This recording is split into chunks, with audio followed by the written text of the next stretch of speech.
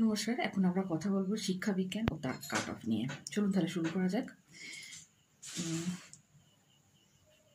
মেলের ক্ষেত্রে শিক্ষা বিজ্ঞানে জেনারেল বা ইউআরএ অর্থাৎ আনরিজার্ভে কাট অফ হলো 45 থেকে 47, ফিমেলের ক্ষেত্রে সেটা হলো 44 থেকে 45।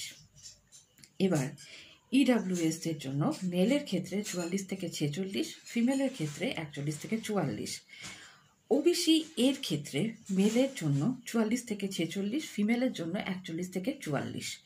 ওবিসি বি এর মেলের ক্ষেত্রে 42 থেকে 44 আর ফিমেলের ক্ষেত্রে 39 থেকে 42। এসসির ক্ষেত্রে মেলের জন্য 40 থেকে 42, ফিমেলের জন্য 38 থেকে 40।